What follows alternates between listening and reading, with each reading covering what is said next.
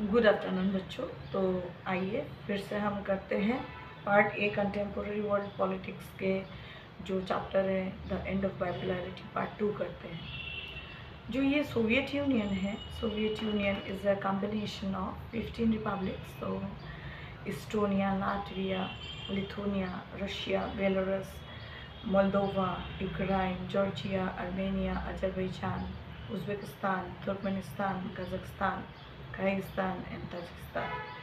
So these are the 15 different republics which have led to the formation of Soviet Union. So today's topic is why did Soviet Union disintegrate? ये Soviet union disintegrate क्यों हुआ? ये जो super power थी जिसने cold war के दौरान एक चेक रखा द यूएस के ऊपर में, जो अनदर सुपर पावर के ऊपर में, how did the second most powerful country in the world suddenly disintegrate? किस तरह से वो कंट्री जो है डिसइंटीग्रेट होती है? We are going to analyse the reasons behind disintegration of Soviet Union. Soviet Union के डिसइंटीग्रेशन के पीछे के कारण को हम देखेंगे, एनालाइज करेंगे। There were internal weaknesses of Soviet political and economic institutions. जो पॉलिटिकल सिस्टम है धीरे धीरे ये थोड़ी सी जो है वीक होने लगी, इकोनॉमिक सिस्टम भी वीक होने लगी बहुत सारे कारणों की वजह से। And this two political and economic institutions were mainly responsible for the collapse of Soviet system. Soviet economy used much of its resources in maintaining nuclear and military power. जो सोवियत यूनियन ने बहुत अपने जो resources है ज़्यादातर हम लोगों ने देखा मिलिट्री कन्फ्लिक्ट्स, जैसे कि हम लोगों ने देखा हंगरी में जब इंटरनल प्रॉब्लम्स हुआ, सोवियत आर्मी को जाके को सप्रेस करना पड़ा। और जो इस तरह से चेकोस्लोवाकिया में इंटरनल प्रॉब्लम्स होने के टाइम पर भी हमने यही देखा, सोवियत यूनियन को सप्रेस करना पड़ा, सोवियत मिलिट्री। तो मिलिट्री कॉस्ट बहुत ज़्यादा था। और जो सबसे बड़ी वाली जो रीज़न देखा हम लोगों ने मिलिट्री जो पावर के फील्ड में, वो है invasion of the Afghanistan from 1979 to 89। जो 10 साल के पीरियड के दौरान जो सोवियत यूनियन ने इन्वेड किया हुआ था अफगानिस्तान में, तो उसी ट्रूप्स को मेंटेन करने में, उस ट्रूप्स के जो मेंटेनेंस की वजह से बहुत ज़्यादा है, जो इकोनॉमी जो है स्टेगनेंट हो गई। और इसी तरह जो है ये इतना सुपर पावरफुल कंट्री एक टाइम पे आके जो है डिसइंटीग्रेट हो जाती है। For development of the satellite state, और जो है सैटेलाइट स्टेट से उनको भी कंटिन्यूसली गाइड करना पड़ता था।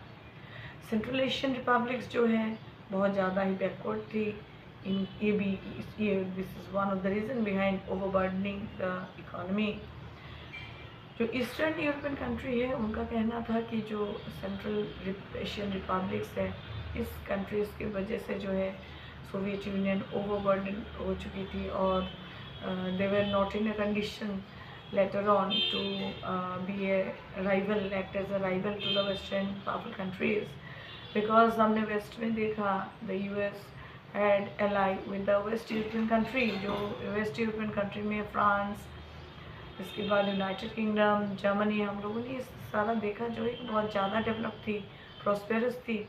तो टेक्नोलॉजी कहीं ना कहीं टेक्नोलॉजी को जो है कम्पीट नहीं कर पा रहा था। और इसी तरह एक टाइम पे आके जो है वो इसी कंडीशन में ही नहीं रहते कि जो है राइवल बने रहे। आगे हमने देखा एडमिनिस्ट्रेटिव वीकनेसेस। जो कम्युनिस्ट पार्टी, सोवियत यूनियन के फॉर्मेशन के पीछे भी कम्युनिस्ट पार्टी थी। कम्युनिस्ट पार्टी के beautiful idea of equitable distribution of property, जिसकी वजह से हम लोगों ने देखा कोई गरीबी भी नहीं थी वहाँ। वही जो कम्युनिस्ट पार्टी बहुत ज़्यादा ब्यूरोक्रेटिक हो चुकी थी, अनअकाउंटेबल हो चुकी थी, लोगों के सवालों का जवाब नहीं देना चाह रही थी।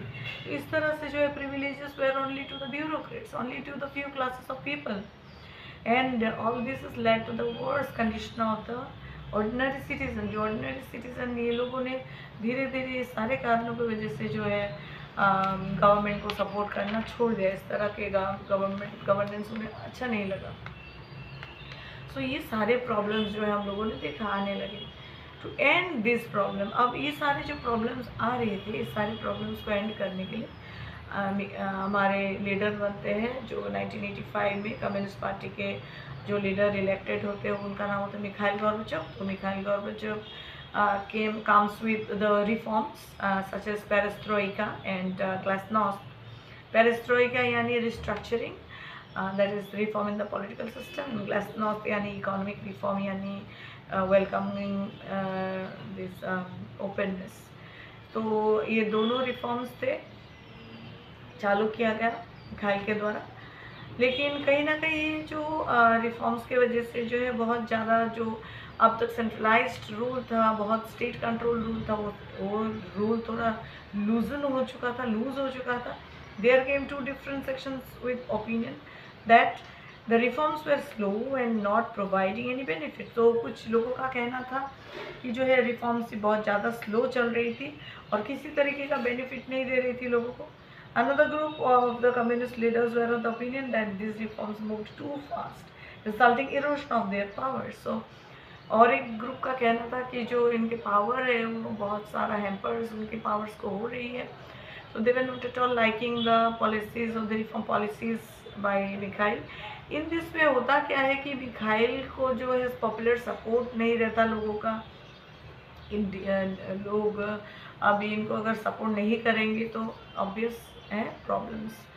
सो अनदर डेवलपमेंट वाज, अब इतने ही कारण नहीं थे और एक भी कारण दिखा जो है नेशनलिस्ट फोर्सेस। बहुत सारे जो सेंट्रल एशियन कंट्री को छोड़ के जो बाकी कंट्रीज है, ईस्ट यूरोपियन कंट्री, अब इनको पता चल रहा था कि वेस्टर्न साइड में बहुत ज़्यादा लिबरेशन, लोगों को फ्रीडम यानी वगैरह मिल रहा है। तो उनको भी चाहत हुई कि हम भी अपने आप को लिबरेट करवा लें, सोवियत यूनियन के रूल्स के अंदर से हम निकल जाए। It was thought that nationalist unrest will be mostly in Central Asian countries. अब में जब नेशनलिज्म का बात आ रहा है तो पहले तो ये लग रहा था कि जो सेंट्रल एशियन कंट्री है ये लोग नेशनलिस्ट की मांग करेंगे, बट हुआ ऐसा नहीं।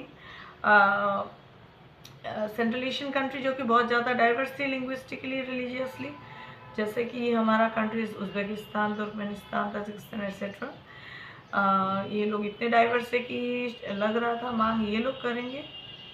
But mostly the countries of Estonia, Lithuania, Latvia, Georgia etcetera were the opinion that to run the economy of Central Asian countries they lagged behind because they were very backward. तो Central Asian country इतने backward है और इन्हें lead करना पड़ रहा था। Soviet union कहीं ना कहीं ये सब पीछे रह रहे हैं वेस्टर्न पावर से। तो इनका इसी कारण से जो ये लोग चाह रहे थे कि अपने आप को लिबरेट करवा ले सोवियत यूनियन से। सो जो हमने आगे देखा कि जो 1988 में इंडिपेंडेंस मूवमेंट चालू होता है लिथुनिया में और धीरे धीरे पहुंचता है एस्टोनिया एंड लाटविया तक। मार्च के 1990 में Lithuania become the first country to attain independence from the Soviet Union. Lithuania पहला कंट्री है जो इंडिपेंडेंस हासिल करती है। And slowly, June 1990, Russian Parliament declares independence from Soviet Union. इस तरह से हमने we have studied about the in detail about the disintegration of Soviet Union. So आगे के क्लास में हम पढ़ेंगे about in detail about the shock therapy, जो transition period है सोवियत यूनियन में। In the next class we are going to read about the shock therapy in Soviet Union. So children, आपको अगर अच्छा लगे मेरा क्लास ज़रूर से इसे लाइक करें, शेयर करें और सब्सक्राइब करें। मिलते हैं अगली क्लास में। Thank you.